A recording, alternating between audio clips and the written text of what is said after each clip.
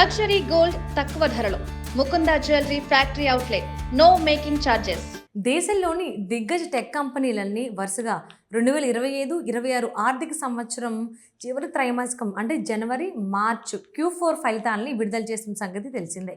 ఎప్పటిలానే ముందు Tata consultancy services ఫలితాలు విడుదల చేయగా తర్వాత వరుసగా Wipro, HCL technologies, tech Mahindra కూడా ప్రకటించాయి. ఇక క్రిందటి రోజు టాప్ 5 కంపెనీల్లో ఒకటి, రెండో అతిపెద్ద భారత ఐటీ కంపెనీ ఇన్ఫోసిస్ కూడా త్రైమాసికం ఫలితాలు విడుదల చేసింది. ఇక్కడ మిగతా ఐటీ కంపెనీలకు భిన్నంగా మార్కెట్ అంచనాలను మించింది. లాభం, ఆదాయం అంతకు ముందు ఇదే సమయంతో పోలిస్తే భారీగా పెరిగినా ఒకటే ఆందోళన కలిగిస్తోంది. అదే ఉద్యోగుల సంఖ్య తగ్గడం. అవును, ఇన్ఫోసిస్లో 3 నెలల కాలంలో ఉద్యోగుల సంఖ్య భారీగా తగ్గింది. ఫలితాల సమయంలోనే గురువారం రోజు ఈ డేటాను కూడా ప్రకటించింది ఇన్ఫీ. 2026 మార్చి 31 నాటికి సంస్థలో మొత్తం ఉద్యోగుల సంఖ్య 3,28,594గా ఉందని పేర్కొంది. అయితే 2025 డిసెంబర్తో ముగిసిన త్రైమాసికం నాటికి చూస్తే ఉద్యోగుల సంఖ్య 3,37,034గా ఉండింది. దీంతో 3 నెలల వ్యవధిలో ఏకంగా 8,440 మంది ఉద్యోగులు తగ్గడం కలవరపెడుతోంది. అంతకుముందు వరుసగా 6 త్రైమాసికాల్లోనూ ఇన్ఫోసిస్ నికరంగా ఉద్యోగులు పెంచుకోవడం విశేషం.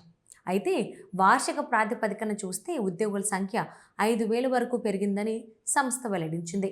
సేల్స్ అండ్ సపోర్ట్ ఉద్యోగుల సంఖ్య స్వల్పంగా పెరగ్గా కోర్ డెలివరీ సెగ్మెంట్స్కు చెందిన సాఫ్ట్వేర్ ప్రొఫెషనల్స్ సంఖ్య 8,477 తగ్గడం గమనార్హం. ఇక్కడ ఇన్ఫోసిస్లో సమీక్షా త్రైమాసికంలో అట్రిషన్ రేటు 12.6% పెరిగింది. డిసెంబర్ త్రైమాసికంలో ఇది 12.3%గానే ఉండేది. ఇది సిబ్బంది వలసల్ని చూపిస్తూ, అంటే ఒక కంపెనీని వీడి మరో కంపెనీలో చేరడం అన్నమాట. అట్రిషన్ రేటు పెరగడం అనేది కంపెనీ పట్ల ఉద్యోగులు విశ్వాసాన్ని కోల్పోవడాన్ని సూచిస్తుంది. పెరగడం సహా అంతర్జాతీయంగా అనిశ్చితి, ఐటీ రంగంలో మందగమనం నేపథ్యంలో కొత్తగా నియామకాలు చేపట్టకపోవడం వల్ల ఉద్యోగుల సంఖ్య గణనీయంగా తగ్గింది. 2026-27 ఆర్థిక సంవత్సరంలో సుమారు 20,000 మంది ఫ్రెషర్స్ని నియమించుకునేందుకు కట్టుబడి ఉన్నట్లు Infy chief financial officer Jayesh చంగ్ రాజ్గా చెప్పారు. మిగతా టెక్ కంపెనీలో పరిస్థితి కాస్త మెరుగ్గానే ఉంది.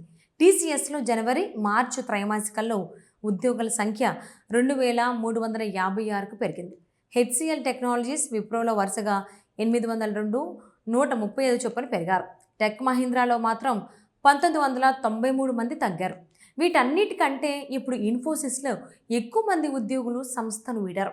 ఇదిలా ఉంటే సమీక్షా త్రైమాసికంలో ఇన్ఫోసిస్ నికర లాభం 8,501 కోట్లుగా నమోదైంది. అంతకుముందు ఆర్థిక సంవత్సరం ఇదే సమయంతో చూస్తే లాభం 21% పెరిగింది. సంస్థ కార్యకలాపాల ఆదాయం చూస్తే 13.4% పెరిగి 46,402 కోట్లకు చేరుకుంది. గత ఆర్థిక సంవత్సరానికి తుది డివిడెండ్ను ఒక్కో ఈక్విటీ షేరుకు 25 రూపాయల చొప్పున చెల్లించినట్లు ప్రకటించింది.